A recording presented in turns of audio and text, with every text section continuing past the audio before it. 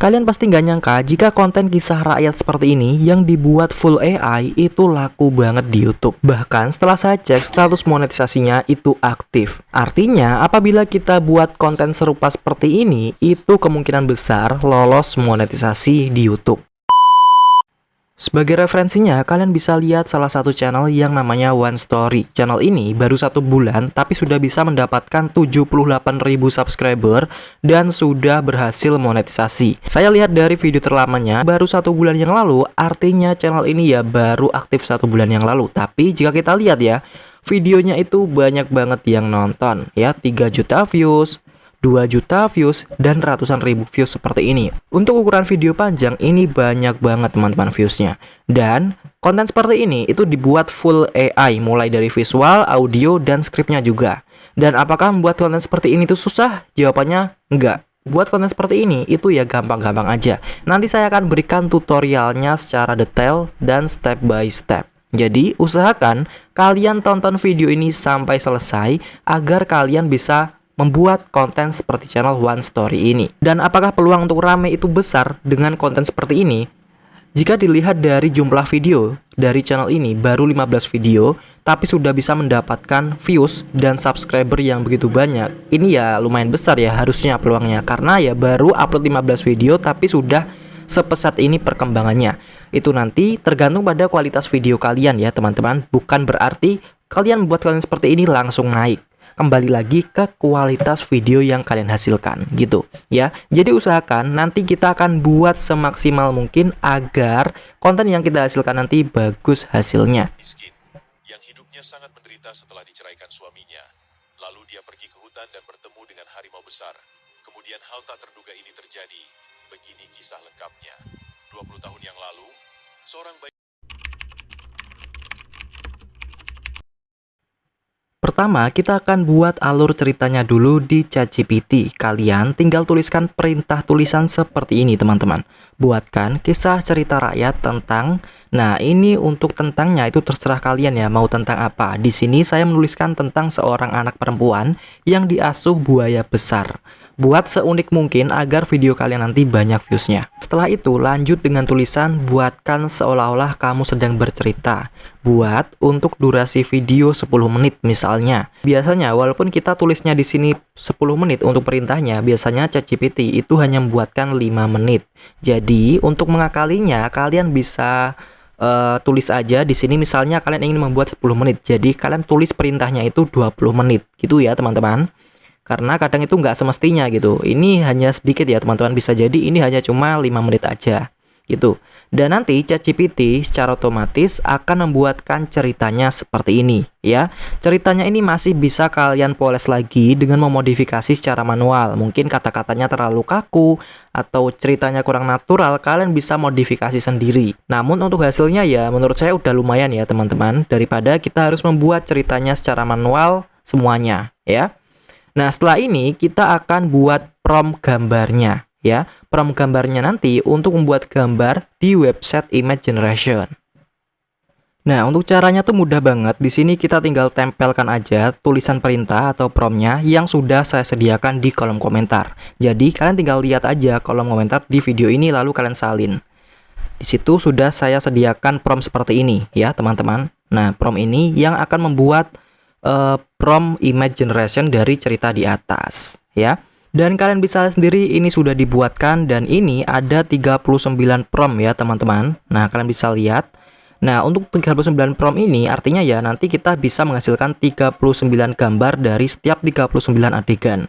Nah, ini kita bisa langsung salin aja ya teman-teman prompt-promptnya ini, dan kita mulai menghasilkan gambarnya di website image generation. Banyak sekali website image generation yang bisa kita pakai seperti Leonardo AI, Bing AI ya, dan masih banyak lagi.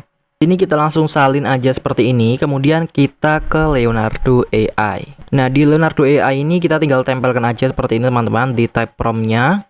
Lalu kita bisa atur juga untuk modelnya. Di sini saya pakai yang Leonardo Phoenix ini ya teman-teman. Untuk image dimensionnya di sini saya pilih 16:9. Jika sudah, kita bisa langsung klik yang create aja. Nah, apabila hasil dari prompt yang sudah kita buat ini itu hasilnya kurang maksimal atau nggak konsisten, kalian bisa gunakan cara yang saya gunakan. Cara ini memang lebih memakan waktu teman-teman, tapi hasilnya lumayan lebih konsisten. Di sini saya membuat promnya itu secara manual dengan mengandalkan adegan-adegan yang ada di alur ceritanya ini. Nah, di sini saya buatnya tuh di buku catatan atau di aplikasi catatan seperti ini, dan ini saya buatnya benar-benar manual ya.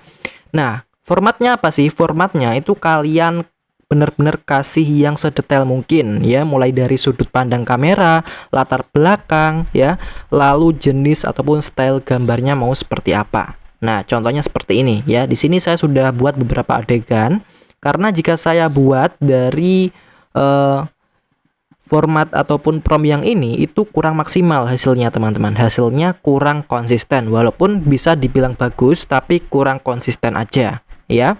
Jadi saya akan membuatnya secara manual.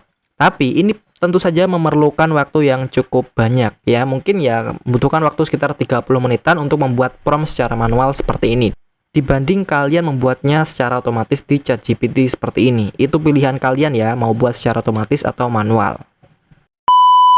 Dan inilah beberapa hasilnya teman-teman ya. Nah, ini sebagian besar saya buatnya itu dari Bing AI. Karena kalau dari Leonardo AI itu kadang kurang sesuai aja gitu. Jadi saya pilih menggunakan Bing AI teman-teman.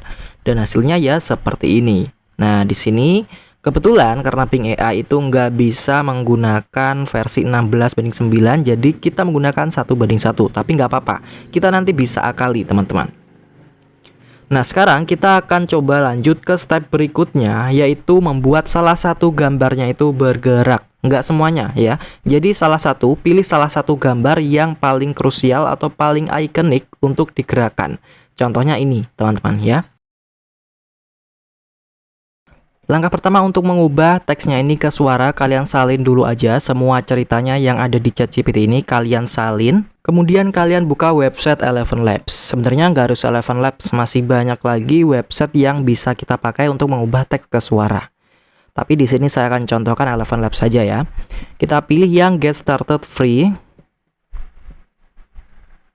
Lalu kita tempelkan aja di sini. Nah, kita tempelkan seperti ini untuk ceritanya, teman-teman. Nah, sebagai contohnya di sini saya gunakan narator dari Yuni Prasetya ini, teman-teman. Nah, dan di sini juga sudah selesai. Kita langsung aja download audionya. Nah, di sini kalian bisa masukkan ya, teman-teman, gambar ataupun video yang sudah kalian hasilkan dari AI ataupun dari image generation tadi.